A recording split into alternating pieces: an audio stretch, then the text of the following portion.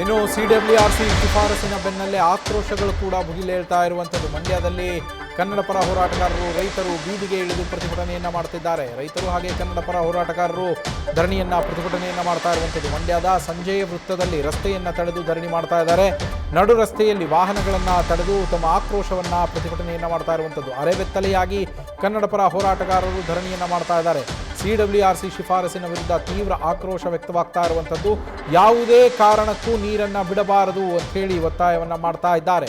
ಕಾವೇರಿಯ ನೀರನ್ನ ತಮಿಳುನಾಡಿಗೆ ಯಾವುದೇ ಕಾರಣಕ್ಕೂ ಹರಿಸಬಾರದು. ಕರ್ನಾಟಕವೇ ಸಂಕಷ್ಟದ ಪರಿಸ್ಥಿತಿಯಲ್ಲಿದೆ. ಕರ್ನಾಟಕದಲ್ಲಿಯೇ ಮಳೆ ಆಗಿಲ್ಲ ಸರಿಯಾಗಿ. ನಮ್ಮ ಬೆಳೆಗಳಿಗೆ ನೀರನ್ನ ಬಿಡ್ತಾ ಇಲ್ಲ. ಕುಡಿಯೋದಕ್ಕೆ ನೀರಿನ ಬವಣೆ ಇದೆ, ನೀರಿನ ತೊಂದರೆ ಇದೆ. ನಮ್ಮ ಬೆಳೆಗಳು ಬೆಳೀತಾ ಇದ್ದೀವಿ, ಆ ಬೆಳೆಗಳನ್ನು ಉಳಿಸ್ಕೊಳ್ಳೋದಕ್ಕೆ ನೀರಿಲ್ಲ, ಬೆಳೆಯೋದಕ್ಕೆ ನೀರಿಲ್ಲ, ನಮಗೇನೆ ನೀರು ಕೊಡ್ತಾ ಇಲ್ಲ. ಹೀಗಾಗಿ ಕಾವೇರಿ ನೀರನ್ನು ತಮಿಳುನಾಡಿಗೆ ಹರಿಸಬಾರದು, ನಮ್ಮ ಅವಶ್ಯಕತೆಗಳು ಬಗೆಹರಿದ ಮೇಲೆ ಹರಿಸಬೇಕು ಅನ್ನೋದು ಪ್ರತಿಭಟನಾಕಾರರ ಒತ್ತಾಯ. ಯಾವಾಗ ಸಿಡಬ್ಲ್ಯೂಆರ್ಸಿ ಶಿಫಾರಸನ್ನು ಮಾಡ್ತೋ ಅದರ ಬೆನ್ನಲ್ಲಿಯೇ ಮಂಡ್ಯದ ಸಂಜೆಯ ವೃತ್ತದಲ್ಲಿ ಆಕ್ರೋಶ ಭುಗಿಲೆದ್ದಿರುವಂಥದ್ದು. ನಡು ರಸ್ತೆಯಲ್ಲಿ ವಾಹನಗಳನ್ನೆಲ್ಲ ತಡೆದು ಗಮನಿಸ್ತಾ ಇದ್ದೀರಾ ನೀವು ಆ ದೃಶ್ಯಗಳನ್ನು ಕೂಡ. ವಾಹನಗಳನ್ನು ತಡೆದು ಆಕ್ರೋಶವನ್ನು ವ್ಯಕ್ತಪಡಿಸ್ತಾ ಇರುವಂಥದ್ದು, ಅರೆಬೆತ್ತಲೆಯಾಗಿ ಪ್ರತಿಭಟನೆ ಮಾಡ್ತಾ ಇರುವಂಥದ್ದು. ಯಾವುದೇ ಕಾರಣಕ್ಕೂ ನೀರನ್ನು ತಮಿಳುನಾಡಿಗೆ ಹರಿಸಬಾರದು ಅನ್ನೋದು ರೈತರು ಹಾಗೆ ಕನ್ನಡ ಪರ ಹೋರಾಟಗಾರರ ಒಕ್ಕೊರಲ ಒತ್ತಾಯ.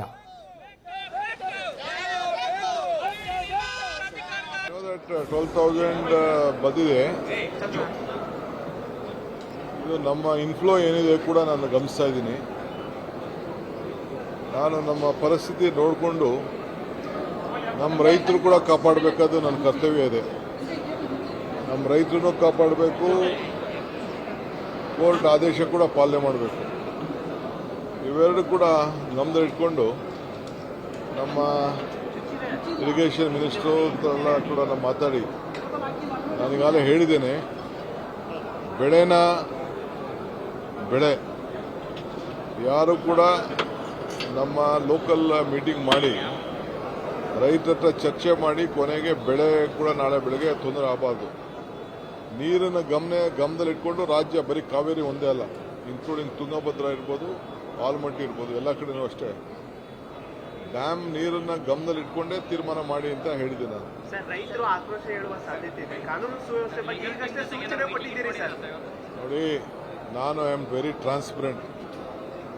ರಾಜಕಾರಣ ಮಾಡೋ ನಮ್ಮ ಪ್ರತಿನಿಧಿ ನಂದೀಶ್ ಲೈವ್ನಲ್ಲಿ ಜಾಯ್ನ್ ಆಗಿದ್ದಾರೆ. ನಂದೀಶ್, ಮುಖ್ಯಮಂತ್ರಿಗಳು ನಮ್ಮ ರೈತರ ಹಿತಾಸಕ್ತಿಯನ್ನು ಕಾಪಾಡುವ ಜವಾಬ್ದಾರಿಯೂ ಇದೆ. ಜಲಾಶಯಗಳಲ್ಲಿ ಎಷ್ಟು ನೀರಿನ ಲಭ್ಯತೆ ಇದೆ ಅದನ್ನು ನೋಡಿಕೊಂಡು ನಾವು ನಿರ್ಧಾರವನ್ನು ಮಾಡ್ತೀವಿ ಅಂತ ಹೇಳ್ತಾ ಇದ್ದಾರೆ. ಮತ್ತೊಂದೆಡೆ ರೈತರ ಆಕ್ರೋಶ ಭುಗಿಲೆದ್ದಿರುವಂಥದ್ದು. ನಂದೀಶ್,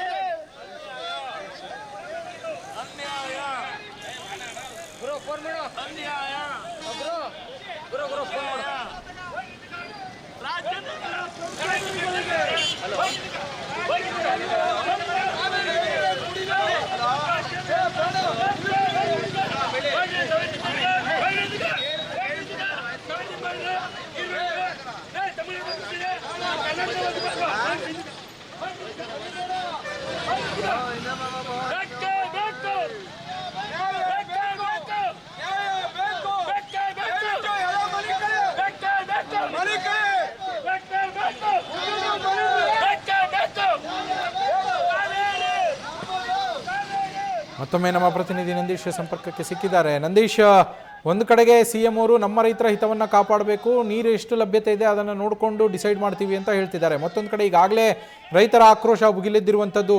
ನಂದೀಶ್, ಖಂಡಿತ ನವೀನ್, ಇವತ್ತು CWRC ಮತ್ತೆ ತಮಿಳುನಾಡಿಗೆ ನೀರನ್ನು ಹರಿಸಬೇಕು ನಿಟ್ಟಿನಲ್ಲಿ ಶಿಫಾರಸನ್ನು ಮಾಡಿದೆ. ಅದೇ ಒಂದು ಶಿಫಾರಸನ್ನು CWMA ಏನು ಈಗ ಸಭೆ ನಡೆಯುವಂಥದ್ದು, ಆ ಒಂದು ಸಭೆಯು ಕೂಡ ಎತ್ತಿ ಹಿಡಿಯುವಂಥದ್ದು ಬಹುತೇಕ ಖಚಿತ. ಯಾಕೆಂದರೆ ಇಂದಿನ ಎಲ್ಲ ಆದೇಶಗಳನ್ನು ನೋಡಿದ್ರೆ ಆ ಒಂದು ಆದೇಶವು ಕೂಡ ಬರುವುದರಲ್ಲಿ ಯಾವುದೇ ಅನುಮಾನ ಇಲ್ಲ ಅಂತಲೇ ಹೇಳ್ಬೋದು. ಆದರೆ ಈ ಸಂದರ್ಭದಲ್ಲಿ ನೀರನ್ನು ಹರಿಸೋದಕ್ಕೆ ಸಾಧ್ಯವಾ ಎಂಬ ಪ್ರಶ್ನೆಗಳನ್ನು ಮಂಡ್ಯ ಜಿಲ್ಲೆಯ ರೈತರು ಕೇಳ್ತಾ ಇರುವಂಥದ್ದು. ಯಾಕೆಂದರೆ ಮುಂದಿನ ಬೇಸಿಗೆವರೆಗೂ ಕೂಡ KRS ಅಣೆಕಟ್ಟೆ ಸೇರಿದಂತೆ ಹಳೆ ಮೈಸೂರು ಭಾಗದ ಡ್ಯಾಮ್ಗಳೇನಿದೆ ಆ ಒಂದು ಡ್ಯಾಮ್ನ ನೀರನ್ನು ಉಳಿಸ್ಕೊಳ್ಬೇಕು ಕುಡಿಯೋ ನೀರಿಗಾಗಿ. ಆದರೆ ಡ್ಯಾಮ್ ಯಾವೂ ಕೂಡ ಭರ್ತಿ ಆಗಿಲ್ಲ. ಕಬಿನಿ ಒಂದು ಬಿಟ್ಟರೆ ಹೊರತುಪಡಿಸಿದ್ರೆ ಇನ್ಯಾವ ಡ್ಯಾಮು ಕೂಡ ಭರ್ತಿ ಆಗಿಲ್ಲ. ಆದರೆ ಈ ಸಂದರ್ಭದಲ್ಲಿ ನೀರನ್ನು ಹರಿಸೋದಕ್ಕೆ ಹೇಗೆ ಸಾಧ್ಯ? ಅದರಲ್ಲೂ ಕೂಡ ಮುಂದಿನ 15 ದಿನಗಳ ಕಾಲ 16 TMC ಅಂದರೆ ಪ್ರತಿನಿತ್ಯವೂ ಕೂಡ 12,000 ಕ್ಯೂಸೆಸ್ಗೂ ಅಧಿಕ ನೀರನ್ನು ಹರಿಸಬೇಕು. ಆ ನಿಟ್ಟಿನಲ್ಲಿ ಇದು ಒಂದು ರೀತಿ ಸಂಕಷ್ಟದ ಪರಿಸ್ಥಿತಿ ಅಂತ ಹೇಳಿದ್ರೆ ತಪ್ಪಾಗಲಾರ್ದು. ಒಂದು ರೀತಿ ಈ ಒಂದು ಶಿಫಾರಸಿಗೆ ಮಂಡ್ಯ ರೈತರು ಒಂದು ರೀತಿ ಶಾಕ್ಗೆ ಒಳಗಾಗಿದ್ದಾರೆ. ಆ ನಿಟ್ಟಿನಲ್ಲಿ ಆಕ್ರೋಶಗಳು ಕೂಡ ಭುಗಿಲೇಳ್ತಾ ಇರುವಂಥದ್ದು. ಅಂದರೆ ಈಗಾಗಲೇ CM ಅವರು DC ಮತ್ತು SP ಅವರಿಗೆ ಒಂದು ಸೂಚನೆಯನ್ನು ಕೊಟ್ಟಿರುವಂಥದ್ದು. ವಿಡಿಯೋ ಕಾನ್ಫರೆನ್ಸ್ ಮೂಲಕ ಯಾವುದೇ ಕಾರಣಕ್ಕೂ ಅಹಿತಕರ ಘಟನೆ ನಡೆದಂತೆ, ಕಾನೂನು ಸುವ್ಯವಸ್ಥೆ ಹದಗೆಡದಂತೆ ಎಚ್ಚರಿಕೆಯನ್ನು ವಹಿಸಿ ಅಂತ ಹೇಳ್ತಾ ಇದೆ. ಆದರೆ ಇದೀಗ ಮಂಡ್ಯದಲ್ಲಿ ರೈತರ ಹೋರಾಟದ ಕಿಚ್ಚು ಕೂಡ ಹೆಚ್ಚಾಗ್ತಾ ಇರುವಂಥದ್ದು. ಅಂದರೆ ಕಳೆದ ಒಂದು ಆದೇಶ ಸಂದರ್ಭದಲ್ಲಿ ಮಳೆಯಿಂದ ಆ ಒಂದು ಏನು ಎಲ್ಲ ಸಂಕಷ್ಟಗಳು ಕೂಡ ದೂರ ಆಗಿತ್ತು.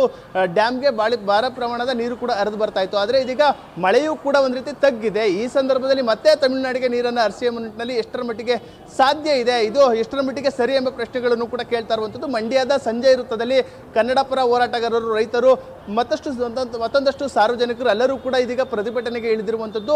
ಹೆದ್ದಾರಿಯನ್ನು ತಡೆದು ರಸ್ತೆಯಲ್ಲೇ ಉರುಳು ಸೇವೆಯನ್ನು ಮಾಡಿ ಆಕ್ರೋಶವನ್ನು ವ್ಯಕ್ತಪಡಿಸಿದ್ದಾರೆ. ಇನ್ನು CWMA ಆದೇಶವನ್ನು ಕಾದುಕೊಳ್ಳುತ್ತಿರುವಂಥದ್ದು. ಅಂದರೆ ಆ ಒಂದು ಆದೇಶದ ತೀರ್ಪು ನಮ್ಮ ಪರವಾಗಿ ಬರಲಿ ನಿಟ್ಟಿನಲ್ಲಿ ಪ್ರಾರ್ಥನೆಯನ್ನು ಕೂಡ ಮಂಡ್ಯ ಜಿಲ್ಲೆಯ ಜನರು ಮಾಡ್ತಾ ಇದ್ದಾರೆ.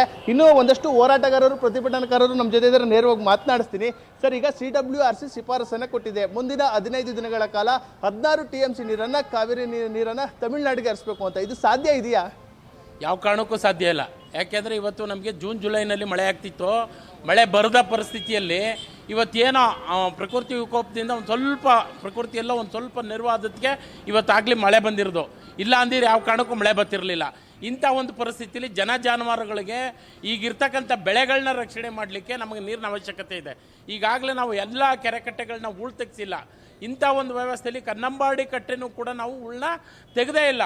ಕನ್ನಂಬಾಡಿ ಕಟ್ಟೆ ಕಟ್ಟುತ್ತವಿಂದ ಇವತ್ತಿನವರೆಗೂ ಉಳ್ ತೆಗ್ದಿಲ್ಲ. ನಮಗೆ ಸ್ಟೋರೇಜ್ ಏನು ಸಿಗಲ್ಲ ನಿಮಗೆ. ನೀವು ಅಂಥದ್ರಲ್ಲಿ 16 TMC ನೀರನ್ನ ಕೇಳಿದ್ರೆ ಈಗಾಗಲೇ ಯಥೇಚ್ಛವಾಗಿ ನಮ್ಮ ನೀರು ಹೋದದ್ದನ್ನು ನೀವು ಪರ್ಯಾಯವಾಗಿ ಇನ್ನೊಂದು ಕಟ್ಟೆನ ಕಟ್ಟಿ ಆ ನೀರನ್ನ ರಕ್ಷಣೆ ಮಾಡ್ಕೊಂಥ ವ್ಯವಸ್ಥೆ ಕೂಡ ತಮಿಳುನಾಡಿಗೆ ನೀವು ಪ್ರಾಧಿಕಾರದವ್ರು ಯಾಕೆ ಕೇಳ್ತಾ ಇಲ್ಲ? ಪ್ರಾಧಿಕಾರದವ್ರು ಹೇಳ್ತಾ ಇರತಕ್ಕಂಥದ್ದೆಲ್ಲವೂ ಕರ್ನಾಟಕಕ್ಕೆ ಅನ್ಯಾಯ ಆಗುವಂಥದ್ದೇ.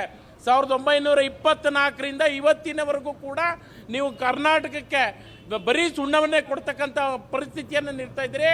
ಅದೇ ತಮಿಳುನಾಡಿಗೆ ರಾಜಕೀಯ ಇಚ್ಛಾಶಕ್ತಿಯಿಂದ ನೀವು ಅವ್ರ ಪರವಾಗಿ ಮಾಡ್ತಾ ಇದ್ದೀರಿ. ನೀವು ನಮ್ಮ ರಾಜ್ಯದ ಸಂಸದರು, ರಾಜ್ಯಸಭಾ ಸದಸ್ಯರುಗಳು, ಎಲ್ಲ ಚುನಾಯಿತ ಪ್ರತಿನಿಧಿಗಳ ನಿರ್ಲಕ್ಷ್ಯತೆನ ಪ್ರಾಧಿಕಾರಕ್ಕೆ ಅನುವು ಮಾಡಿಕೊಡ್ತಾ ಇದೆ. ಹಾಗಾಗಿ ಪ್ರಾಧಿಕಾರ ಸಾಕಷ್ಟು ತಿಳ್ಕೋಬೇಕು. ವಾಸ್ತವಾಂಶ ಏನಿದೆ, ಇಲ್ಲಿ ಪರಿಸ್ಥಿತಿ ಏನಿದೆ, ಇಲ್ಲಿ ಜನರ ಆಗುವೋಗಿ ಏನಿದೆ, ಇಲ್ಲಿ ಬೆಳೆಗಳು ಏನೇನಾಗಿದೆ ಅಂತಕ್ಕಂಥದ್ದನ್ನ ಅಧ್ಯಯನ ಮಾಡಬೇಕು. ಇಲ್ಲಿ ನಮ್ಗೆ ನೀರಿಲ್ಲದೆ ಇರುವಂಥ ಪರಿಸ್ಥಿತಿಯಲ್ಲಿ ಎಲ್ಲಿಂದ ತಂದುಕೊಡೋಕ್ಕೆ ಸಾಧ್ಯ ಅಂತ ನಾವು ಪ್ರಶ್ನೆ ಮಾಡ್ತಾ ಇದ್ದೀವಿ. ರಾಜ್ಯ ಸರ್ಕಾರ ಯಾವ ನಿರ್ಧಾರವನ್ನು ತೆಗೆದುಕೊಳ್ಬೇಕು ಅಂತ ಹೇಳ್ತೀವಿ? ರಾಜ್ಯ ಸರ್ಕಾರ ಈ ರಾಜ್ಯದ ರೈತರ ಪರವಾಗಿ ಅತ್ಯಂತ ದೃಢವಾದ ನಿರ್ಧಾರವನ್ನು ತೆಗೆದುಕೊಳ್ಬೇಕಾಗಿದೆ. ಕಾರಣ, ಮಾನ್ಯ ಮುಖ್ಯಮಂತ್ರಿಗಳು ಈ ಹಿಂದೆ ನಮ್ಮ ನೀರು ನಮ್ಮ ಹಕ್ಕು ಮೇಕೆದಾಟು ಯೋಜನೆಯನ್ನು ಪ್ರಾರಂಭ ಮಾಡೇ ತೀರ್ತೀವಿ ಅಂತೇಳಿ ಪಾದಯಾತ್ರೆಯನ್ನು ಮಾಡಿದಂಥ ಮಾನ್ಯ ಮುಖ್ಯಮಂತ್ರಿಗಳು ಈ ರಾಜ್ಯದ ರೈತರ ಪರವಾಗಿ ಅತ್ಯಂತ ದೃಢವಾದ ನಿಲುವನ್ನು ತೆಗೆದುಕೊಳ್ಬೇಕು. ಎಂಥದೇ ಕಠಿಣ ಪರಿಸ್ಥಿತಿ ಸಂದರ್ಭಗಳು ಬಂದ್ರೂ ಕೂಡ ನೀವು ಈ ರಾಜ್ಯದ ರೈತರನ್ನು ಉಳಿಸುವ ನಿಟ್ಟಿನಲ್ಲಿ ಆಲೋಚನೆ ಮಾಡಬೇಕು. ಮತ್ತು ಈ ಜಿಲ್ಲೆಯಿಂದ ಚುನಾಯಿತರಾಗಿರ್ತಕ್ಕಂಥ ಮಾನ್ಯ ಸಂಸದರು ಏನು ಕೇಂದ್ರದಲ್ಲಿ ಸಚಿವರಾಗಿದ್ದೀರಿ, ಈ ಜಿಲ್ಲೆಯ ಋಣವನ್ನು ನೀವು ತೀರಿಸಬೇಕು. ಈ ಮೂಲಕ ಬಾಯಿ ತೆರೆದು ಮಾತನಾಡಬೇಕು. ಈ ಕಾವೇರಿ ವಿಚಾರದಲ್ಲಿ ಮೇಕೆದಾಟು ಅಣೆಕಟ್ಟೆಯನ್ನು ಪ್ರಾರಂಭ ಮಾಡಲಿಕ್ಕೆ ಕೇಂದ್ರದ ಮಧ್ಯಸ್ಥಿತಿಯನ್ನು ವಹಿಸುವುದರ ಮೂಲಕ ಈ ರಾಜ್ಯದ ಈ ಜಿಲ್ಲೆಯ ರೈತರನ್ನ ಉಳಿವಿಗಾಗಿ ನೀವು ಕೂಡ ಕಟಿಬದ್ಧವಾಗಿ ನಿಲ್ಲಬೇಕಾಗಿದೆ. ಆ ಮೂಲಕ ಸಮರ್ಥವಾಗಿ ವಾದವನ್ನು ಮಂಡನೆ ಮಾಡೋದರ ಮೂಲಕ ಈ ರಾಜ್ಯದ ಬರ ಪರಿಸ್ಥಿತಿ ಏನಿದೆ, ಈ ಒಂದು ಬರವನ್ನು ಕೇಂದ್ರದ ಮುಂದೆ ಮತ್ತು CWRC ಅವರ ಮುಂದೆ ಸಮರ್ಪಕವಾಗಿ ಅವರ ಕಣ್ತೆರೆಸ್ತಕ್ಕಂಥ ಕೆಲಸವನ್ನು ಮಾಡಬೇಕು. ಯಾವಾಗಲೂ ಕೂಡ ಇದುವರೆಗೂ ಒಂದು ರಾಜ್ಯದ ಪರವಾಗಿ ಆದೇಶವನ್ನು ಮಾಡ್ತಾ ಇರ್ತಕ್ಕಂಥದ್ದು ನಾವು ನೋಡ್ತಾ ಇದ್ದೀವಿ. ಇದು ಒಂದು ರೀತಿಯ ಒಂದು ರಾಜ್ಯಕ್ಕೆ ಸುಣ್ಣ, ಒಂದು ರಾಜ್ಯಕ್ಕೆ ಬೆಣ್ಣೆ ಅಂತಕ್ಕಂಥ ರೀತಿಯಲ್ಲಿ ಏನು CWRC ಮತ್ತು CWMA ಅವರು ನಡ್ಕೊಳ್ತಾ ಇದ್ದಾರೆ, ಇದು ಅತ್ಯಂತ ಕಠಿಣವಾಗಿರ್ತಕ್ಕಂಥ ಉಗ್ರವಾಗಿ ನಾವು ಖಂಡಿಸಬೇಕಾಗ್ತದೆ. ಎರಡು ರಾಜ್ಯದ ಜನರ ಉಳಿವಿಗಾಗಿ ನಿರ್ಧಾರವನ್ನು ತೆಗೆದುಕೊಳ್ಬೇಕಾಗಿದೆ ಅಂತೇಳಿ ನಾನು ಈ ಮೂಲಕ ಒತ್ತಾಯವನ್ನು ಮಾಡ್ತೇನೆ. ಒಂದ್ ಕಡೆ ರಾಜ್ಯ ಸರ್ಕಾರ ಈ ಒಂದು ಶಿಫಾರಸನ್ನ ಏನು CWMA ಹಿಂದಿನ ಆದೇಶಗಳನ್ನ ನೋಡಿದ್ರೆ ಅದೇ ಒಂದು ಶಿಫಾರಸುಗಳನ್ನ ಎತ್ತಿಡ್ಕೊಂಡು ಬಂದಿದೆ. ಅದೇ ರೀತಿ ಏನಾದರೂ ಮತ್ತೆ ನೀರನ್ನು ಹರಿಸಿದ್ರೆ ಹೋರಾಟಗಳು ಯಾವ ರೀತಿ ಇರುತ್ತೆ ಸರ್? ಹೋರಾಟಗಳು ಉಗ್ರ ಹೋರಾಟಗಳಾಗುತ್ತೆ. ಏನು ಇವಾಗ 14 ವರ್ಷ ಕೇಂದ್ರದಲ್ಲಿ BJP ಸರ್ಕಾರ ಇದೆಯೋ ಅವರು ಯಾಕೆ ಕರ್ನಾಟಕವನ್ನು ಇಷ್ಟೊಂದು ಕಡೆಗಣಿಸ್ತಾ ಇದ್ದಾರೆ ರಾಜ್ಯ ಪ್ರಧಾನಮಂತ್ರಿಗಳು ಅಂತ ಗೊತ್ತಿಲ್ಲ. ದಯವಿಟ್ಟು ಇಲ್ಲಿರ್ತಕ್ಕಂಥ ಸಂಸದರು ಬಾಯಿ ತೆಗೀರಿ. ನಿಮ್ಮ ಬಾಯಿಗೆ ಏನು ಇಟ್ಕೊಂಡಿದ್ದೀರಾ? ಮಾತಾಡೋ ಯೋಗ್ಯತೆ ಇಲ್ಲದ ಮೇಲೆ ಯಾಕೆ ಸಂಸದರಾಗ್ತೀರಾ ನೀವು? ಈ ಕೂಡಲೇ ತಾವು ಇನ್ನೊಂದು ಕಟ್ಟೆಯನ್ನು ಕಟ್ಕೊಳ್ಳಿ ತಮಿಳುನಾಡವರು. ನಮ್ಮಲ್ಲಿ ನೀರಿಲ್ಲ, ನೀರು ಬಿಡ್ಲಿಕ್ಕೆ ನಾವು. ನ್ಯೂಸ್ ಫಸ್ಟ್ ನಿರ್ಭೀತಿಯಿಂದ ನಿಮ್ಮ ಪರವಾಗಿ.